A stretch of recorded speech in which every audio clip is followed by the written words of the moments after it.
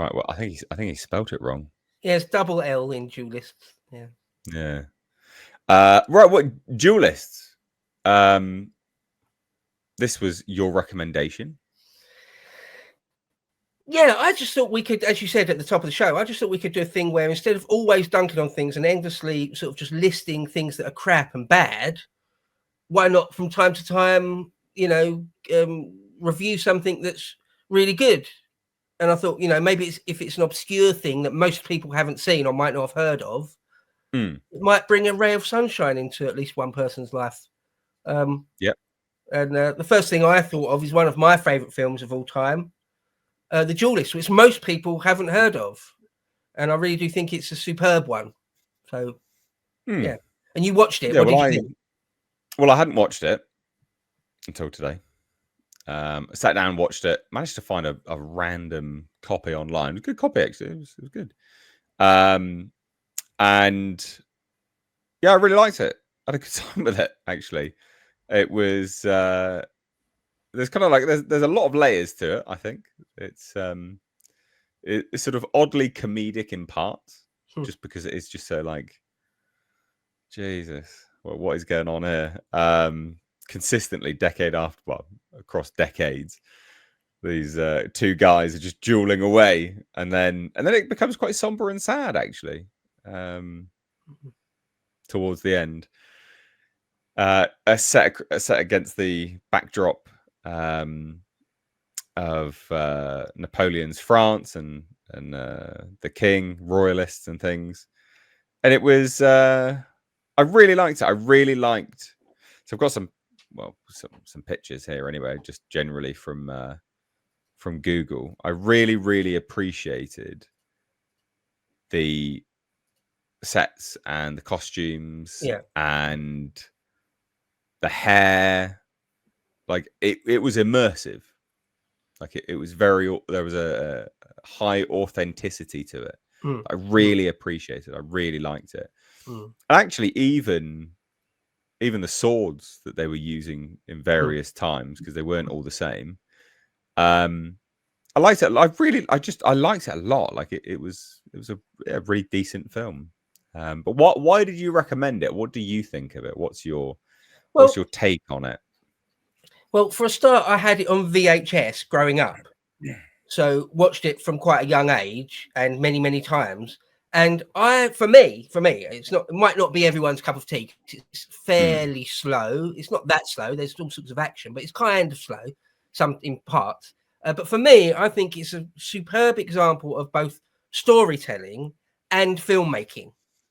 First thing to say then is sort of the look of it, the cinematography, the costumes and everything. It's hyper realistic. I've seen Ridley Scott and other people in interview about it, and he went to extraordinary lengths to make every last tiny detail authentic. I mean, it looks so good. I mean, it's Ridley Scott's first full length feature film, and before he did that, he did adverts, like very highly polished, top of the range adverts. Where every single shot, even if it's a fraction of a second, is sort of hyper polished, right? And he wanted to bring that to a whole feature length film, and he does it, in my opinion. It looks brilliant. I mean, that's one thing you can say about Ridley Scott. Even that last Napoleon film, I thought the screenplay was terrible and the acting was crap and the story was shit, but it looked great. It still looks great. Ridley Scott does that, and this is arguably, in my opinion, one of his very best. It looks like, so for example, a lot of the uniforms, because they're hussars, they're sort of cavalrymen, Napoleonic era French cavalrymen. Ridley Scott talks about how he would go to, there's like one place left in France that still make these uniforms, and they're so labor intensive, they're so authentic that even the studio couldn't buy them. They could only hire them. From this one specialist, manufacturer, and basically it's as authentic as you could get, and it's just every last tiny detail. Like some films are sort of almost, they don't do it anymore. I mean, it's from 1977, but some films are over engineered. Like the film Akira, some of the animation is sort of over-engineered. Human eye can't even take in some of the detail that's in Akira. The Duelist is sort of like that. There's so much detail. Some of the shots are almost like an oil painting. Do you ever see the film The Girl with the Pearl Earring? No, I don't think it is. Some of the shots in that, they've sort of almost recreated an oil painting. It's that sort of artistic. It's that sort of level. So, okay, that's the first thing to say. It looks brilliant.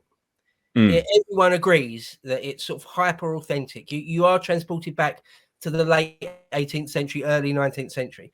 So there's that. The next thing for me is the historical side of it. I'm a history nerd. I love history. I particularly like the 19th century, the early 19th century, the era of Napoleon and Wellington. So there's that. And in this film, there's just all sorts of references to it all over the place. You know, off the top of my head, the first thing that springs to mind is you see them at one point on the ill-fated 1812 campaign into Russia, for example. Towards the end of the film, Bonaparte, the Corsican monster, has been defeated, and they're back to the royalist era, the restoration of the Bourbon dynasty, and all that stuff. So if you know a little bit about history, or you're even just sort of interested in it, it sort of piques your interest. There's all that going on in the background. And then the third thing, which I love about it, which I think is brilliant, is really good, is the story. It's originally it's based off of a Joseph Conrad short story, and you know, it tells the story. It's this stuff about the human condition, about a bit about bullying, actually, a bit about how do you deal with someone who's a completely irrational bully. And we've probably all come across them in our lives. You haven't done anything wrong. They've just picked on you and they're not backing down. Like, what do you do? How do you deal with that? You've got like a problem neighbor for no reason. You've done nothing wrong. And they're sort of victimizing you and treating you like a piece of shit for no reason. Like, how do you deal with that? How and when do you stand up for yourself? All these things. And you know, it's people, you have to deal with that in life. You know, you're very lucky if you go through life, you never have to deal with someone like that at some point. And like honor, at what point do I stand on my honor and say enough is enough? You're gonna make me fight for no reason, right? Especially as a bloke, as a man in the world. So eventually that happens to you, nearly always, right? So there's all these sorts of things. Yeah, so I love it for a number of reasons. Just quickly to say before you have a go, Nate, and I've been speaking for a few minutes here, but the one thing I do dislike about it, and it's only a small gripe, but both Keith Carradine and Harvey Keitel and most of the cast play it with American accents. Yeah. That is a bit of a shame, but then if you ask them to do like a fake phony French accent, would that be weird and lame as well? You want me to do?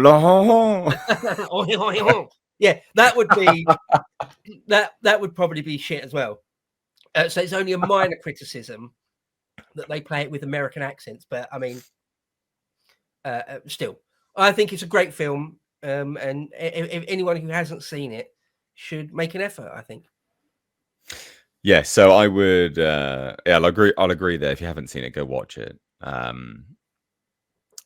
And the American accents didn't bother me because it's very clearly set in France, very clearly in the time period, and it's one of those things where I know what they're supposed, and I know they are French. They are supposed to be French. So to me, it didn't bother me. It's not too bad, right? It's not. I don't like it when Americans put on British accents. It fucking pisses me off, right? Like I just don't want to hear it. I don't want to hear these fake phony accents. It's not something I want to do. So it didn't bother me that much. It's interesting that you talk about the bullying aspect. I think there is so much that it says about like the human condition in general. Anyway, bullying aspect wasn't actually something which I picked up on. So it was more like, for me, it was more honor and rationality and how they sort of intertwine, irrationality, but also not just that, but also our self-preservation mode, right? Like this guy, he was beholden to someone else's honor and peer pressure, I guess. Everyone else around him thought that this was the honorable thing to do. You must do this. But this guy clearly didn't want to do it ever. Like, he was like, nah, what on earth am I doing? This is just nonsense.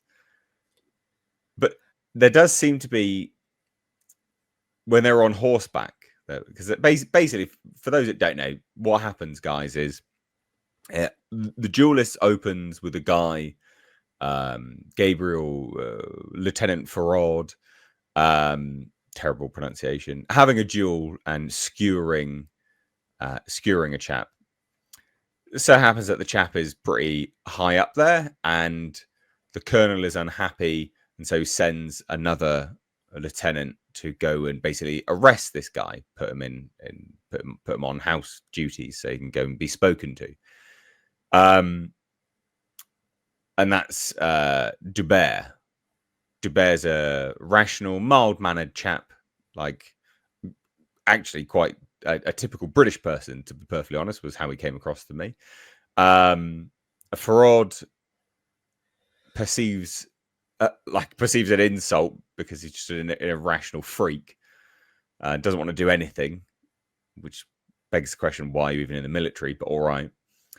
And basically just there and then it's like, right, let's do it, let's fight. And he's like, I'm not going to fight you. Dubert's like, no, I'm not going to fight you. What? This is ridiculous. And he's like, no, let's fight. Well, what would make you fight if I spit in your face? It's like, what? This is just what? And he's like, oh, you're not going to leave. Like, draw your sword. Like, you're not going to leave. We're gonna fight. We're gonna duel. And so then from there, it's effectively duels between these two people throughout a period of 16 years. That's the story. But there definitely seems to be a turning of the tide when Dubert on horseback slices his skull open, right? Slices his face open, his scalp. You could see there's something in him where he's like, he was terrified. He was absolutely terrified of doing this moment. Like, his life is flashing before his eyes, and it does in its sort of simplistic way. Comments from people like, oh, and he's shaking, and he's like, oh my God, you're going to die, you're going to die, you're going to die. And then he doesn't. He doesn't die. And he sort of gallops off, not into the sunset, but gallops off, all happy. And then their next meeting after that is the Russian one, and he's much more ballsy with it. He sort of, it's interesting because it's almost like, I hadn't really contemplated the bullying aspect, but it's the interactions are effectively what shape the men throughout their life, I think, to a degree. And it's interesting how ultimately it destroys Farad. It destroys him, right? Like, he's on death's door, right? He's about to be killed, and it's Dubert that comes to his rescue.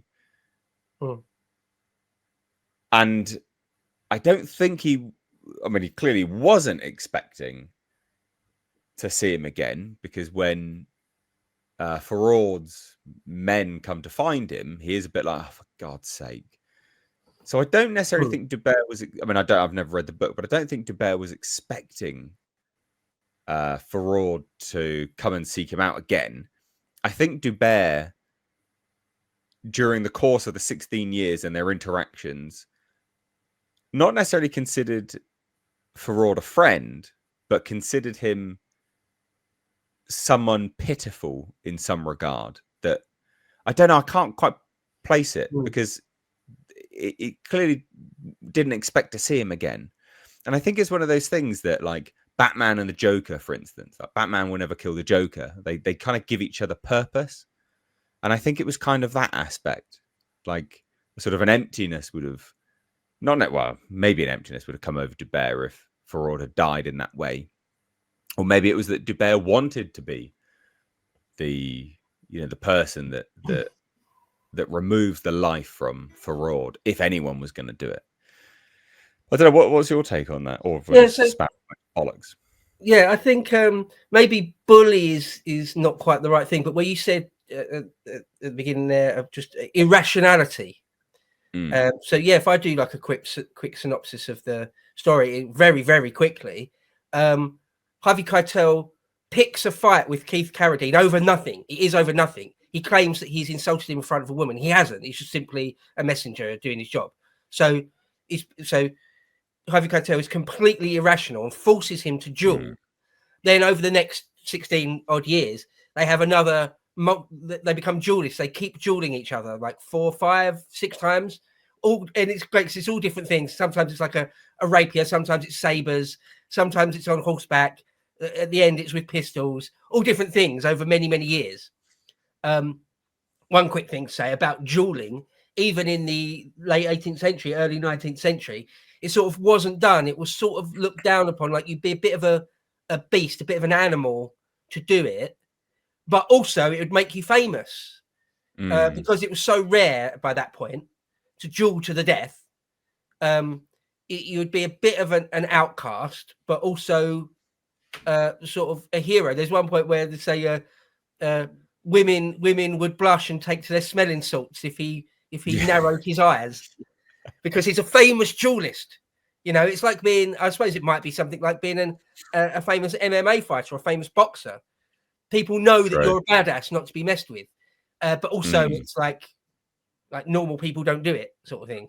So anyway, there's that. But so yeah, it's a story of these guys dueling multiple times over many, many years over nothing. And the Keith Carradine character, the goody, the main protagonist who you're meant to, or you do sympathize with, doesn't really want to, but he's forced to. Harvey Keitel forces him to do it. And of course, you're risking your life every single time.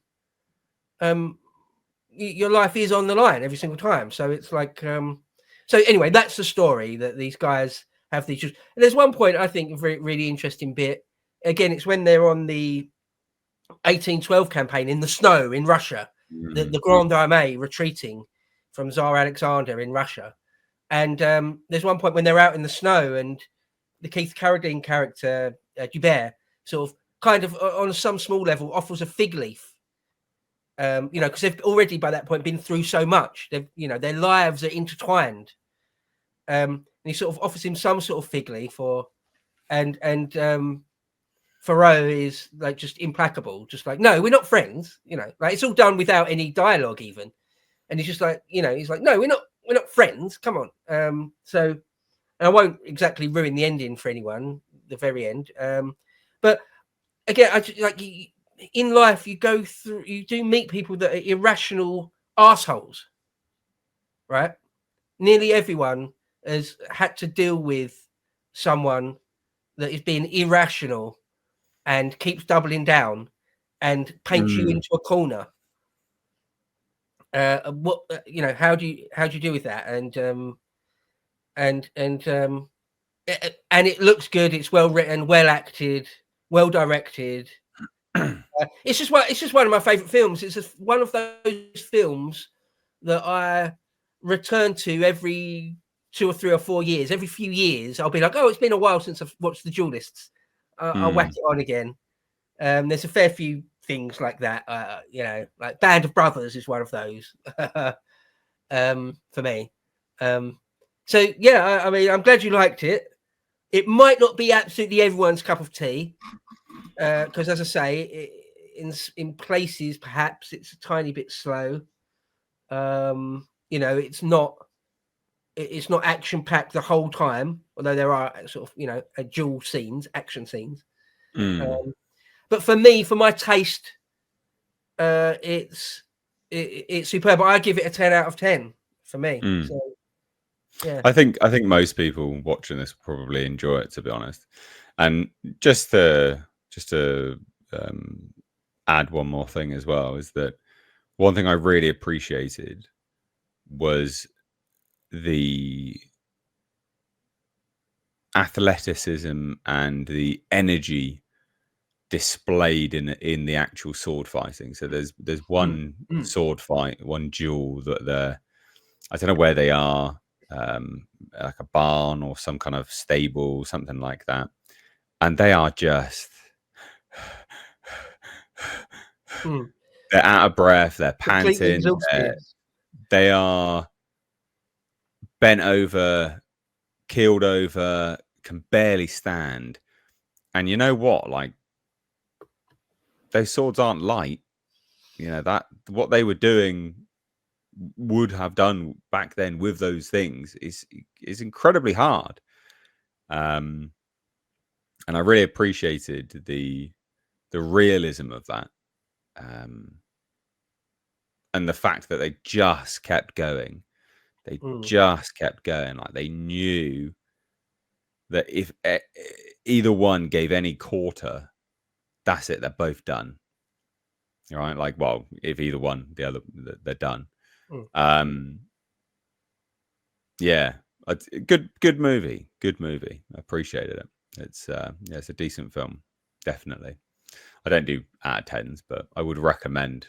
It's either I recommend it or I don't. And this is one which I could strongly recommend. It's a strong recommendation.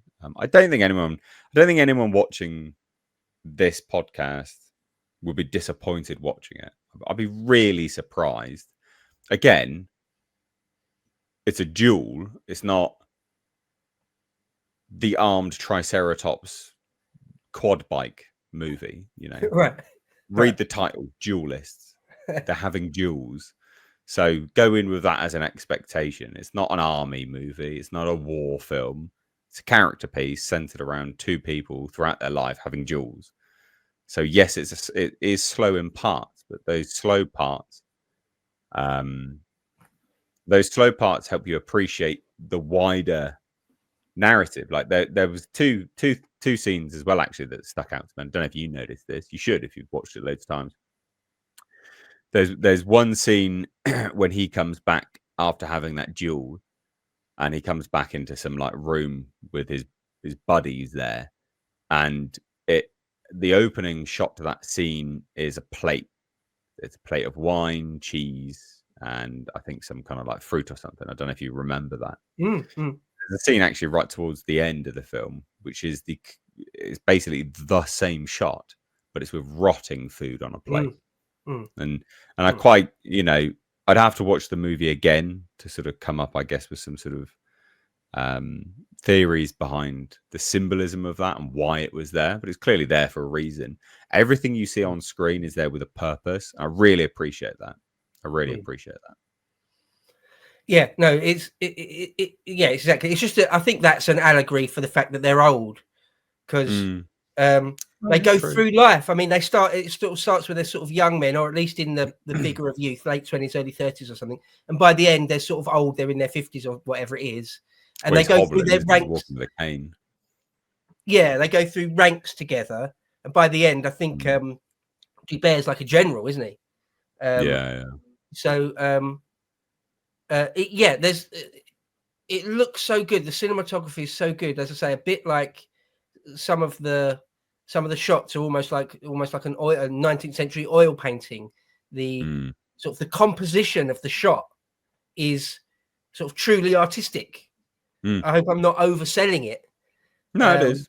It is, absolutely. It looks great. And Ridley Scott's great for lighting. He said that they would get up in the middle of the night and set stuff up because there's like a 2-minute window. Yeah. Where the light is just right, where the sun is just exactly where he wants it.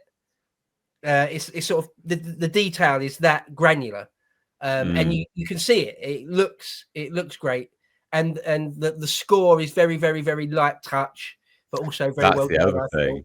I'm glad you mentioned that. It reminded me. Yeah. So to go with the cinematography as well as the score, so that there's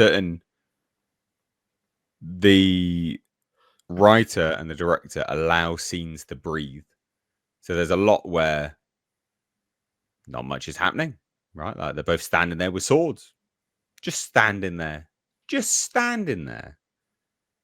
and it's beat and another beat and another beat, and that's allowing a scene to breathe, right? Like too many Hollywood films nowadays, they just rush scenes. They're like, right, well, these two guys are about to duel. Right, get straight to it. No, stop. It's not how. It's not. That's not reality. You know. They have these moments where it just lingers. It just pauses. It just hangs in the air, and you're just there in the scene with these characters, going, right, okay, well, and it's exactly the same with the score. There are elements where there's just literally nothing at all. And that's and they're not even any speaking, just nothing, just the sound of the scene itself. Very, very well done, very, very well done, and something that you don't get anymore, because everything's been too polished, and that's a byproduct of that film. The Duellists is a byproduct of a completely different era of filmmaking, because they just don't have. You could educate people to do it again, but no one does stuff like that anymore, and so everything's too polished. But also studio interference, editing. No, chop it down, do this, do that, blah blah blah. This, yeah. But I just thought I'd chuck that in as well. I do feel like that if you watch this film, you will feel like that you're that you're in the hands of a master filmmaker. That's what I feel like. You watch this film, and from the very beginning, from the very, very beginning, you're like, okay, I'm being treated here to sort of a visual treat. I'm in the hands of a master storyteller and a master filmmaker. And I've said a couple of times it's a bit slow. It's not that slow. I mean, it jumps straight into the action. There's not like half an hour of characterization before anything happens or anything like that. It jumps straight into it. But as you say, it's just not an armored triceratops motorbike chase scene type thing, right? It's not. There's no big battle scene. There's no loads of explosions and stuff. So it's actually, I don't think it's actually all that slow. It's not that long, is it? It's not fantastic. Okay. Not long at all. But yeah, I would just, if you've got like a quiet half hour, if you've got a quiet afternoon free, then you can do worse than spend it watching the Duellists, I would say. Yeah, I would agree. I absolutely would agree.